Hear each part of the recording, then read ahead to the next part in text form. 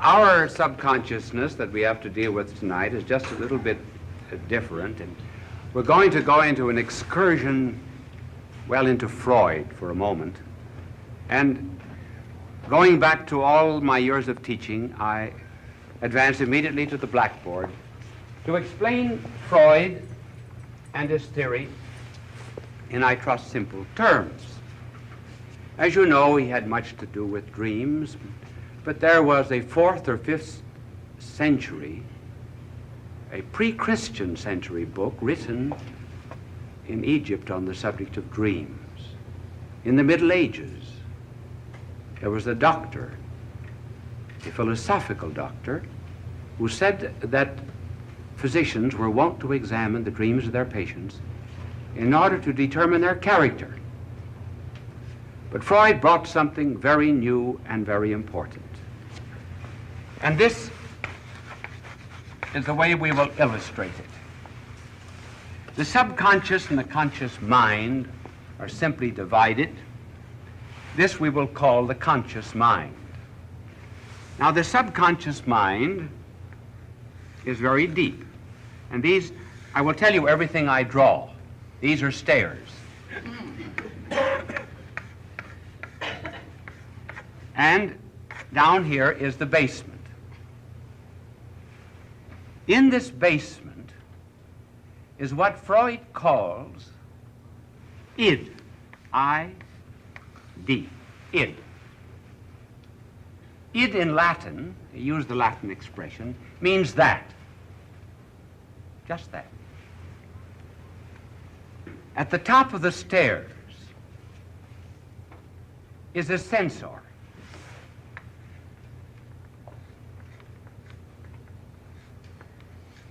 It's the only man I can draw.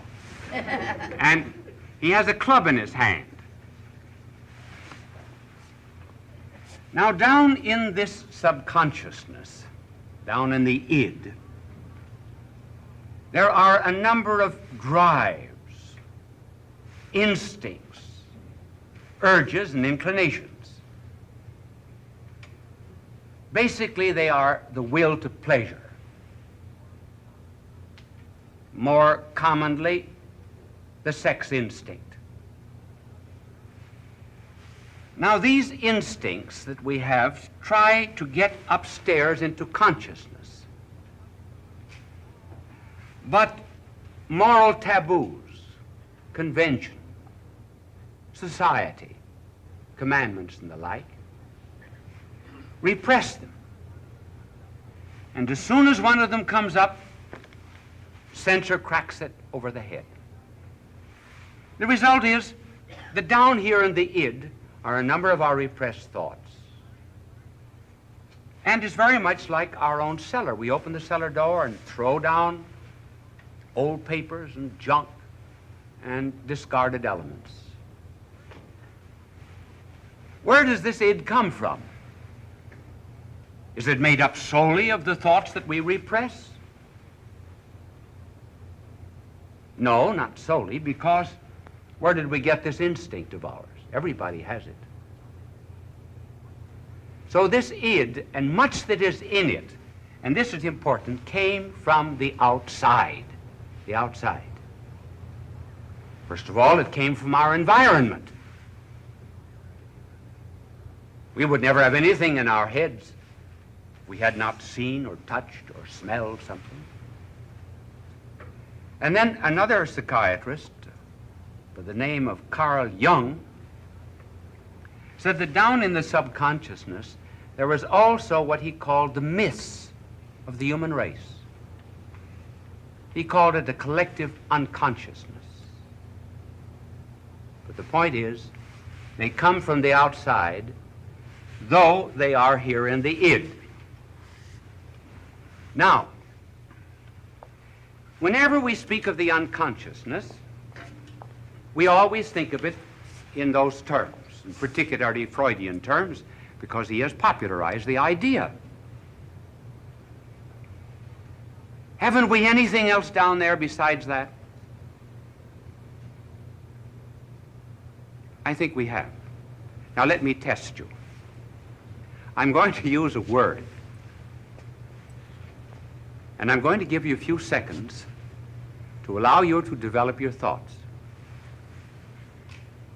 The word is temptation.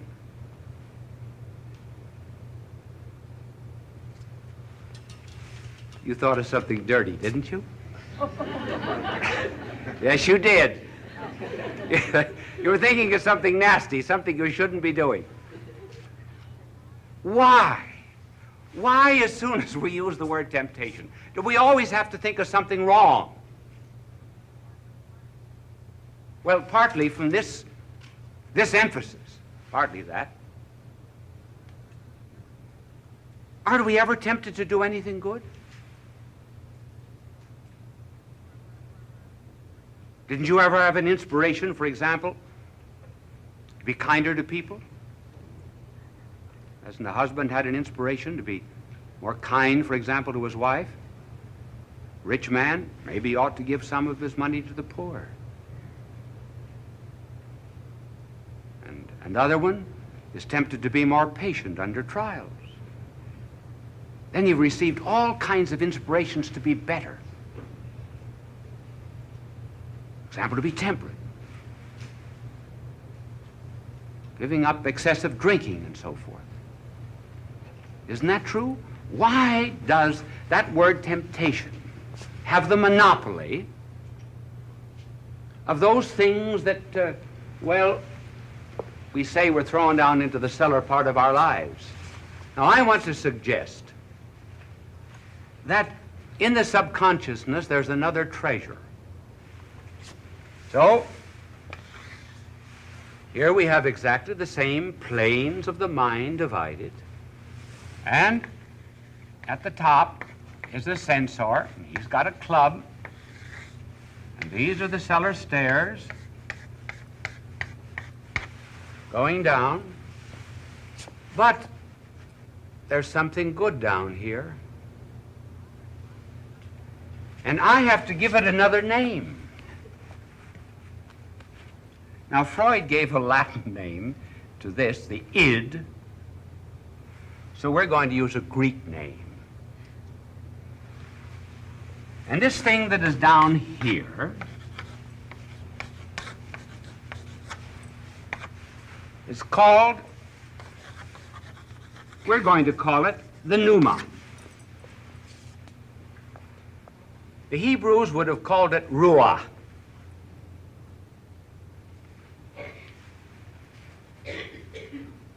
If we take just this side of the subconsciousness, and it's very true and real, then we have only just the earth and sand and mud. But isn't there something in the earth besides mud and dirt and sand? Gold and silver is hidden there. Aren't there wine cellars in a basement as well as rubbish and sometimes garbage? Do we not have good thoughts as well as we have very evil thoughts? Now, where do these thoughts come from? These inspirations? Well, the id came from the outside. As we said, our experience, our environment, our animal ancestry, heritage of the human race, collective unconsciousness, call it whatever you please, and adopt whatever theory of psychiatry that you please. So too, the inspirations, the good thoughts, another kind of temptations, pass through this subconsciousness. And this pneuma, too, comes from the outside. It operates on the inside, yes, but it comes from the outside. I'm not going to say where it comes from. It's just from the outside. Now, it sends up, not just, for example, a will to pleasure. It sends up a will to happiness, a will to meaning, a will to peace. And what does the censor do now? Oh, the censor, as this censor will sometimes repress repress the things that are dedicated only to carnal pleasure, so this one is going to repress all the good temptations. And he's got really 7 clubs up there. One is pride, and the other is covetousness, lust, anger, envy, gluttony, and sloth. They're all up here, and he tries to keep them down. Just as Freud said, the superego tries to keep down these sexual desires. All right, then there are treasures in the subconsciousness which are worth studying. We're going to emphasize, first of all, that these come from the outside. Now, my angel is going to clean off the blackboard. Be careful of the stairs, Angel. Be careful of the stairs.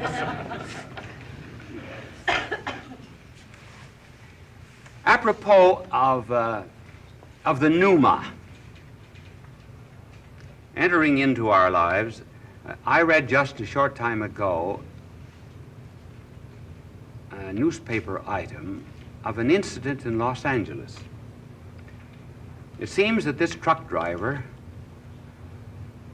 who was on a highway traveling about 40 or 50 miles an hour saw before him a carton box, not very large.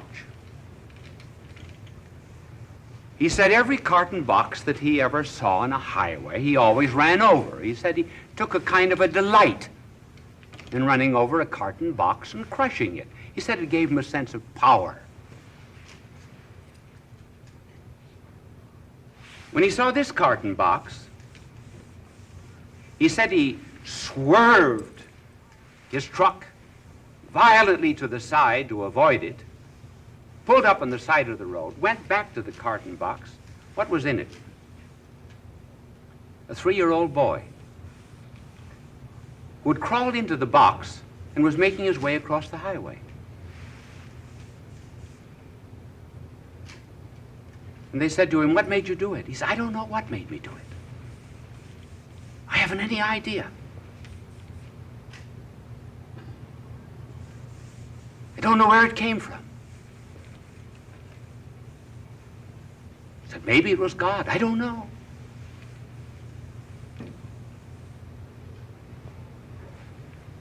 How often, for example, a soldier in battle, and we hear of many such instances where he will suddenly get out of his trench or comparative safety in a trench, make his way out to the battlefield under fire of the enemy in order to rescue a buddy. He's given great praise for it. What will he generally say? He would generally say, "Anybody else would have done it." "Well, why did you do it?" "Well, the thought just came to me that I should." Now, this was something that was not part of the soldier's life, as it was not part of the truck driver's life. But it influenced him.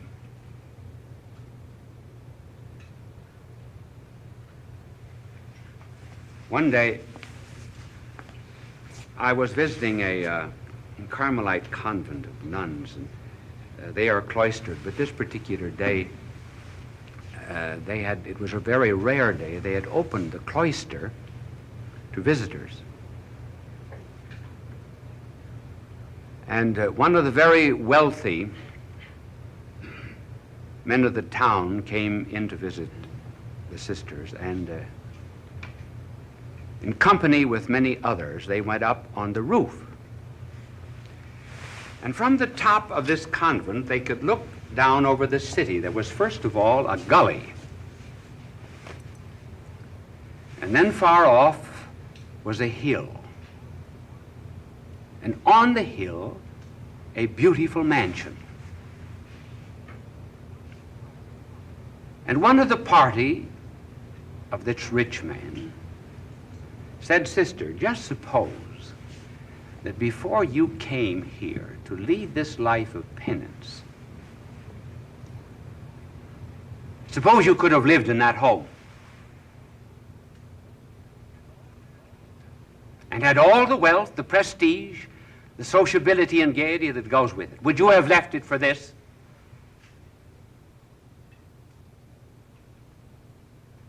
She says, that is my home.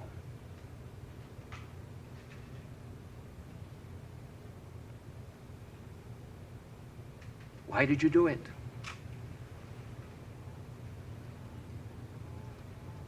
She said there was always something inside of me that was welling up into my conscious mind that told me that I should do this, and I would be happy. And I am happy.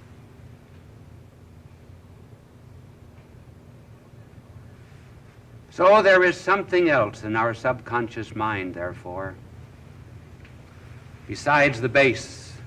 And it is a pity that we always have to think of temptations as being solicitations to the things that are wrong, when there are many and many more that are solicitations to what is right. We resist probably more temptations to goodness than we ever do to badness. I'm sure we do. All of us. We give way to the id far more than to the pneuma. Of course, it costs something to obey the pneuma because we generally have to surrender something. Now, what does this pneuma do when it gets into us? Well, let me see. If I took a tennis ball and I rolled it across the table here, that tennis ball would go in a straight line unless it were diverted by a superior force or by my hand. So too, when we are going in a certain direction, we continue in that direction unless some superior power diverts and changes us. And what does it generally is this pneuma, which has the character of love. It introduces a new love. Like a boy that I knew of, he had dirty fingernails, he hardly ever washed his face, he would come to table with dirty clothes. The parents begged, coaxed, pleaded, tried to bribe. Nothing would ever induce him to give up his dirty clothes and dirty habits until one day, he went out, he didn't slam the door.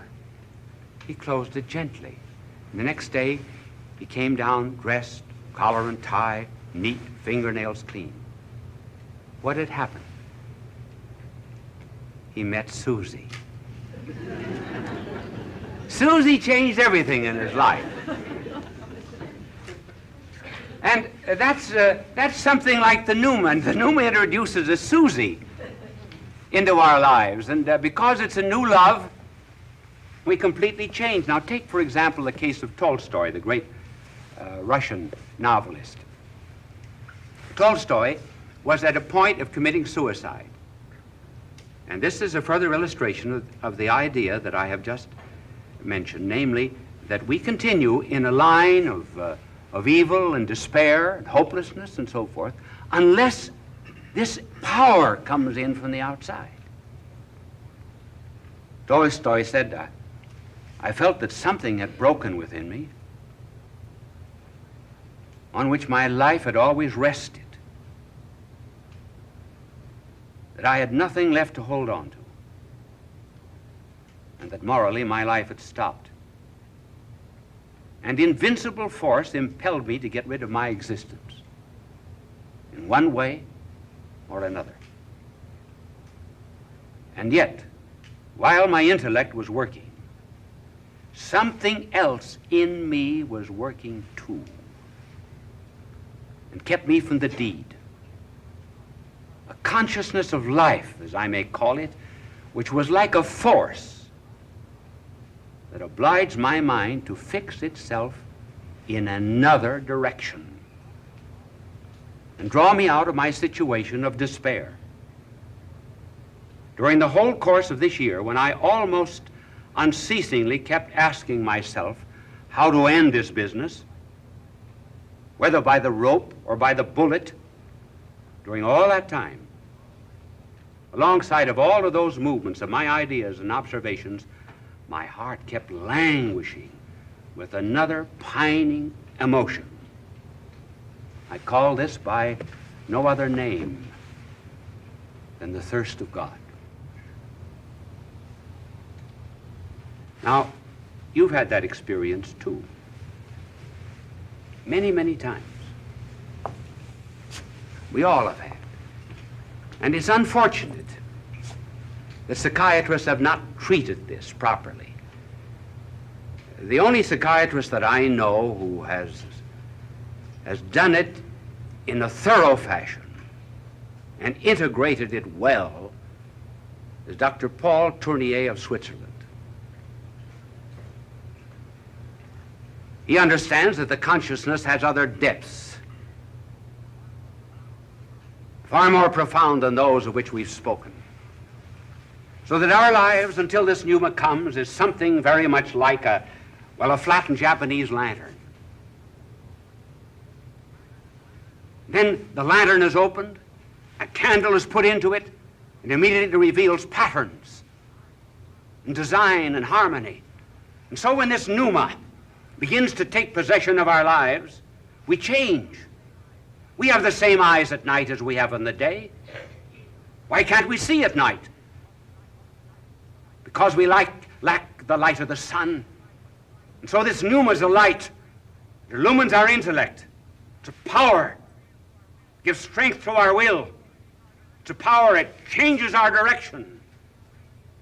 And maybe it might be a good thing if we all resisted a few more temptations of the id and began to have the beautiful experience of accepting the temptations of the pneuma.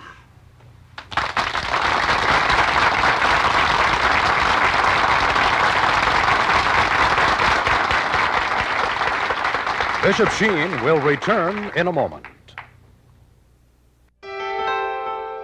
Fulton.j.sheen is indeed a man for all seasons.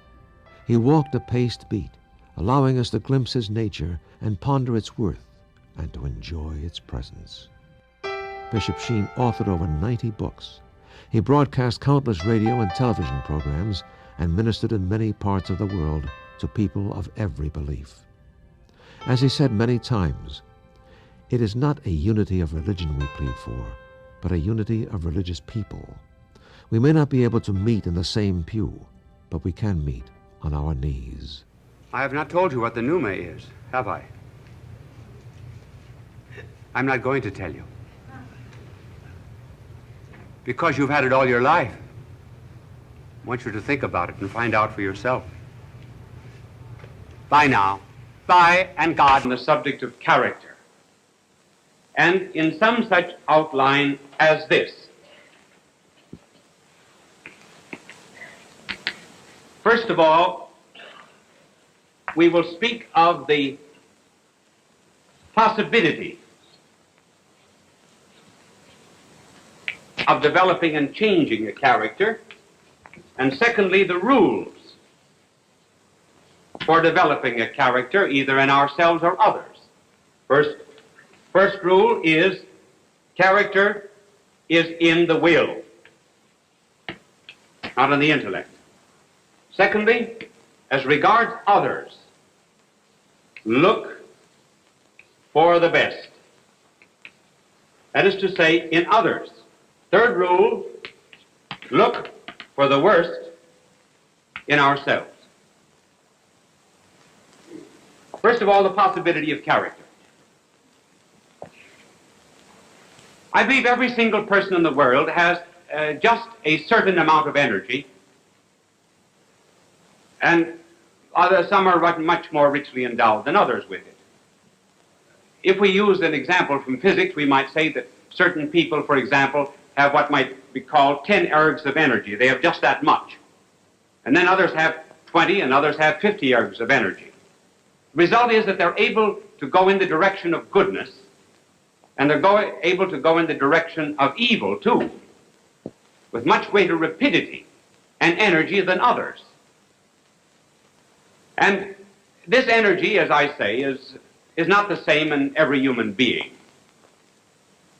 I think that possibly any sinner is capable of being a great saint. And any saint is also capable of being a great sinner. Now let us give an example here of how this energy works. We say, first of all, some have little energy and they go in the direction, call this goodness. They have 10 units of energy here and they only go in this much, either toward goodness or toward evil. Others have 20 and they go much more, either in the direction of goodness or the direction of evil.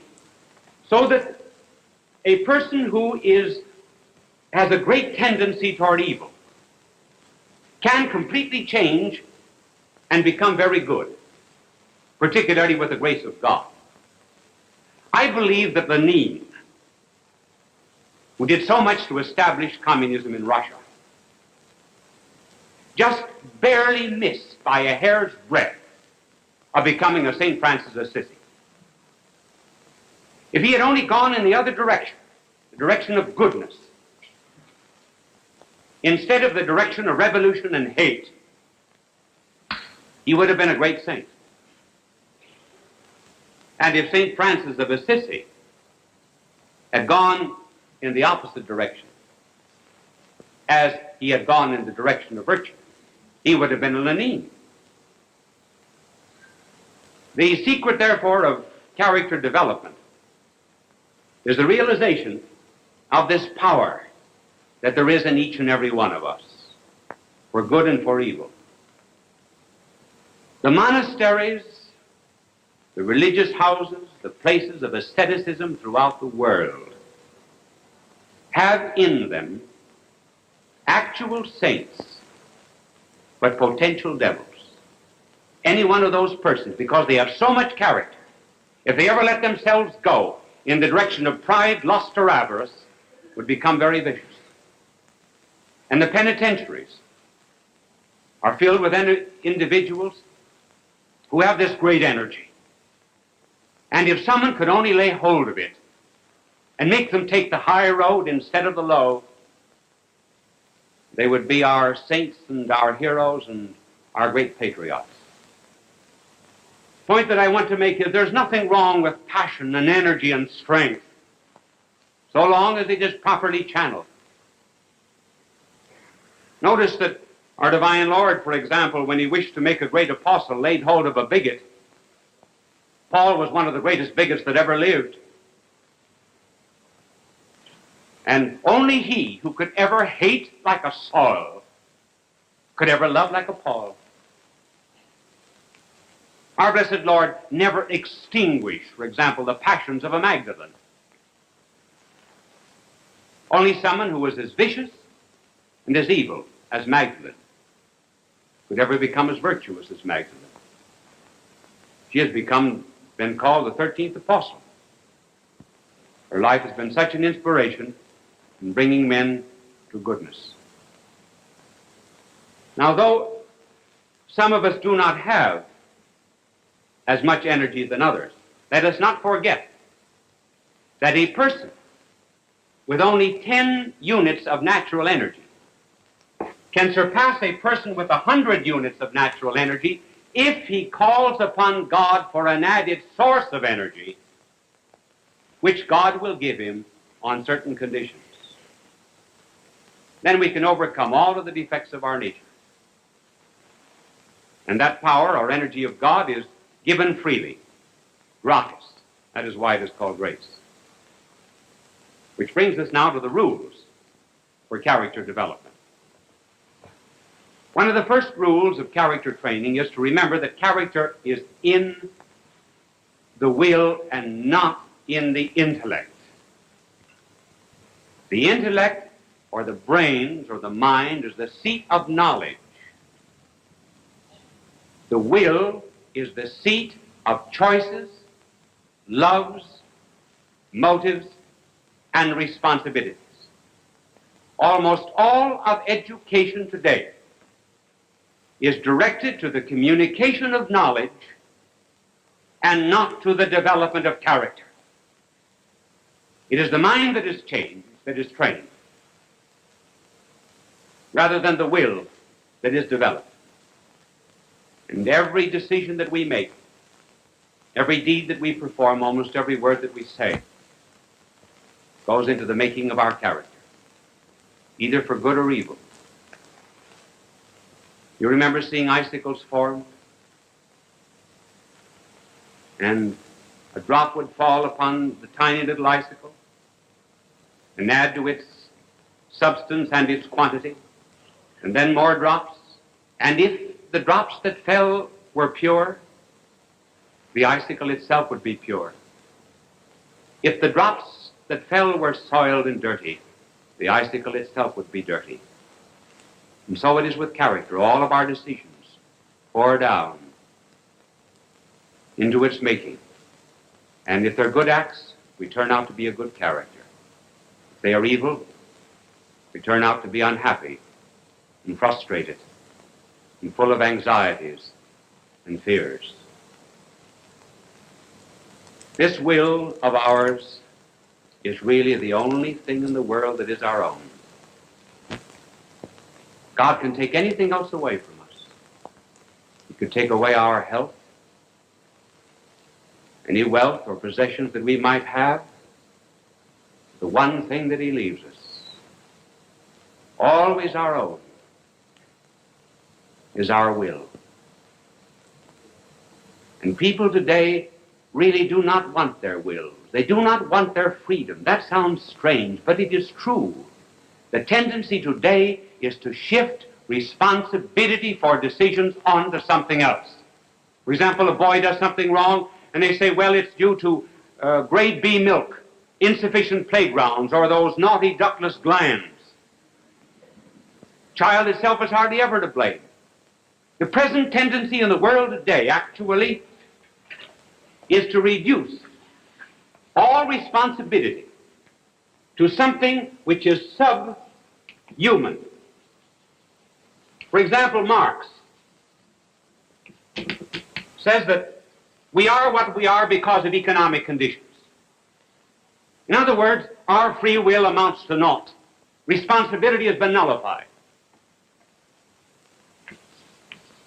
The Freudian tradition, for example, would say that to a large extent we are not economically determined, but biologically determined. And then it is felt that if we can ever bring to the surface something that is hidden down here, just bring it to the surface, that we will be cured and we'll be good and normal. No, that does not follow. It does no good to analyze the constituency of the water that gets into a sinking ship. You do not explain the oak simply by analyzing the rotten acorn from which it came. The real seat of character is here in the will. And we must not surrender that responsibility to the masses, as Marx would have it, or to any kind of biological determinism. Because if our will is determined by forces outside of ourselves, we no longer will make amendment for our misdeeds. And no character will ever grow without a constant resolution toward amendment. Character, as a matter of fact, is made by very severe discipline. You've seen a sculptor at work on marble, and the sculptor will first of all take a heavy chisel, and then will cut away great, huge chunks of marble. And then with more delicate blows, he will begin to bring out the image until finally perhaps all that is needed to reveal it is just the brush of a hand. And in the training of character, we have certain tendencies in us that are evil, that have to be every now and then repressed. And no one single blow or act will do it. And we have to take this mallet of our will, this chisel of our determination, and we knock off huge, great chunks of selfishness.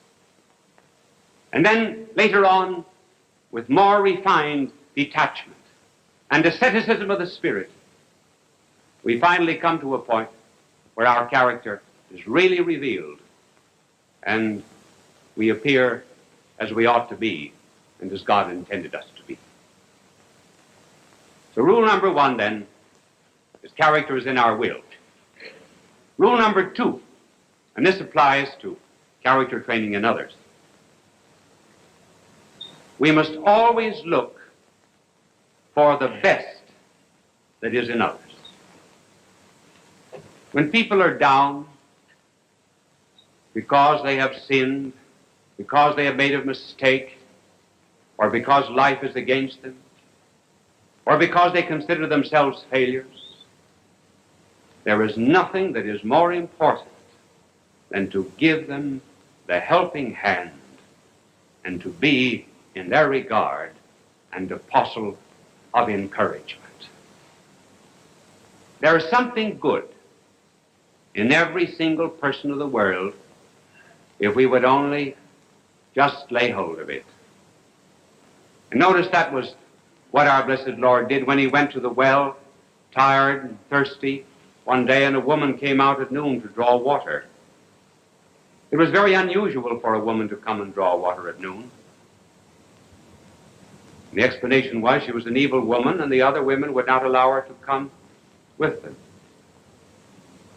Now, what common denominator was there between our divine Lord, who was innocence itself, and this woman who had 5 husbands and was living with someone who was not her husband? There was only one common denominator that was left. There was only one good thing in that character that our blessed Lord could find. And down he went until finally he found it. And that common denominator was a common love of a drink of cold water. Whenever God wishes to do a favor, he very often asks for one. And he asked her for a drink. And then he led her on from the thirst for natural water to the thirst of her own soul. He looked for what was best in her. When we see others, therefore, who are defeated or cast out by others, give them the helping hand. I remember a couple of years ago I was in Boston, and I was eating in the dining room of the Hotel Statler. And at noon I looked up and I saw 2 shoeshine boys that were leaning on a great purple curtain that was at the entrance of the dining room. These boys had on dirty T-shirts and crude shoeshine boxes thrown over their backs. Their hands, of course, were black both with dirt and with shoe polish. And as soon as the head waiter, the Statler, saw them, he says, "Get out of here!" So he chased the boys out. I left the dining room and went out after them. And I engaged them in conversation. And I said to one of them, we will call his name Johnny, though that is not his name. And I said, "Johnny, where do you go to school?" He said, "I go to such and such a school." But he said, "I was thrown out of this particular school." And he mentioned the name of some Catholic school he was thrown out of. And I said, "Why don't you go back?" He said, "They won't take me back." Well, I said, "Will you go back if I get you back?" He said, "You can't get me back. Nobody can get me back." Well, I said, "I can get you back." He said, "Who are you?" Well, I said, "I won't tell you who I am, but you just tell me the name of the sister and I will write to her and get you back." So I wrote to the good sister and I told her something I believe I mentioned on television some weeks ago about the 3 boys that were thrown out of schools, Hitler, Mussolini, and Stalin. And I said, nobody knows who were the valedictorians of those particular classes, but who did not know Hitler, Mussolini, and Stalin. And I'm sure that the educators wish that they could take back those boys again. So why not take back Johnny and give him another chance? I see Johnny every now and then. He's a very, very fine young fellow, and, well, so very good I will not even talk about it now over the air, except to tell you that in all things we look for the best that is in other people. Remember when St. Paul went to the hill of the Areopagus in Athens? Here he was to meet the senators of Greece. And on the way up to this hill, everywhere he passed statues of pagan deities. St. Paul knew that he could never win over those senators with the higher life that he was preaching unless he found some common denominator with them, looked for something that was good in their lives. And when he addressed them, he did not give them an harangue about all of their pagan statues. Rather, he said, "Gentlemen, I perceive that you are religious. For I saw on the streets, your streets, a statue to the unknown God. That God whom you know not is the God whom I preach to you." It was the only thing that St. Paul could find, and yet it was all that he needed. And so, in dealing with other characters, find something that is good, like the poor street cleaner that died, and everyone abused him. Said he was unfaithful to his wife, and he was an alcoholic, and he was dishonest, and everything else. And one man, looking around for a common denominator and for the good things, said, I know all of those things, but he said he did sweep clean around the corners. And there must be in every single life some good little detail like that we can begin with and use it as the stepping stone for character formation. And finally, the last rule. We always look for what is worse than ourselves. We are all failures in one department of life or the other. And how do we know what is worse than ourselves? Well, by looking into our character, into our conscience. We all have one dominant fault.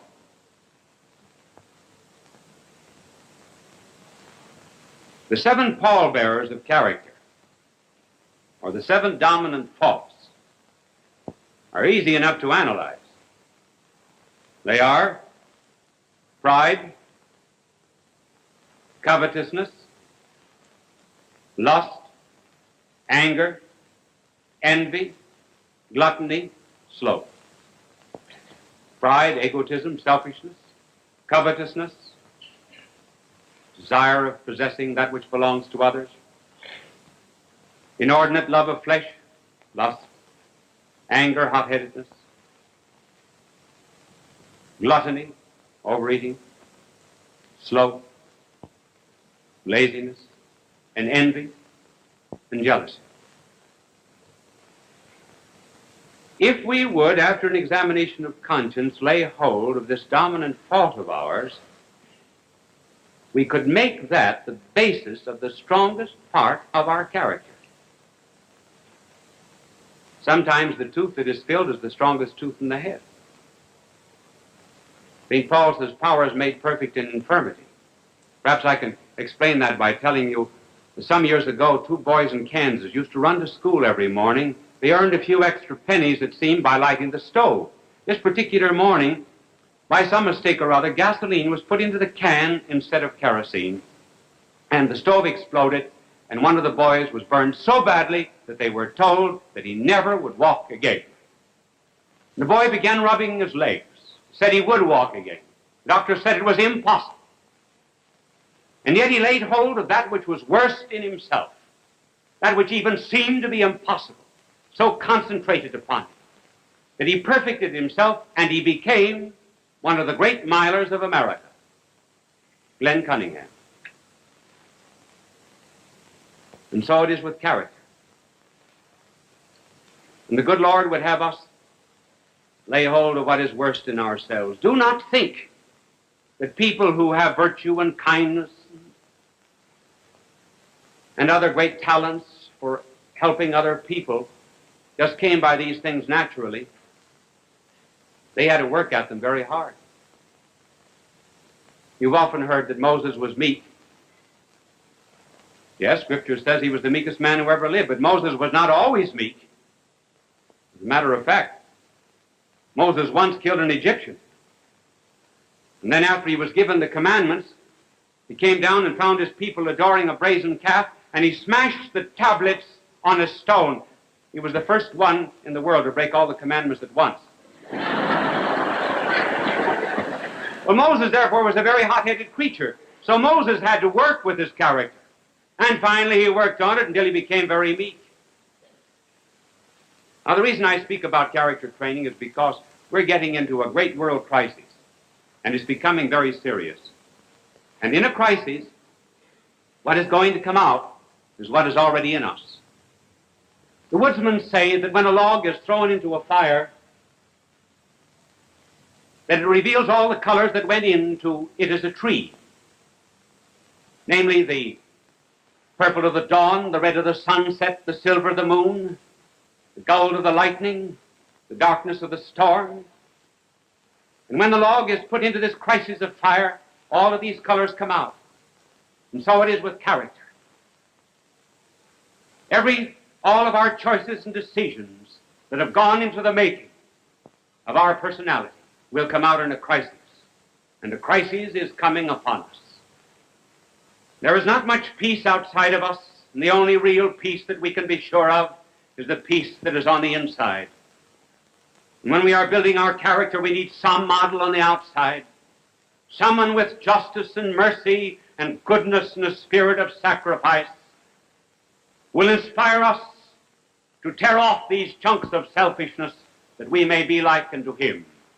For as he said, I have given you an example. May all the American characters begin to emerge now under the grace of God. As we continue to be a great nation, loving one another in a spirit of charity, loving God who made us and blessed us. God love you.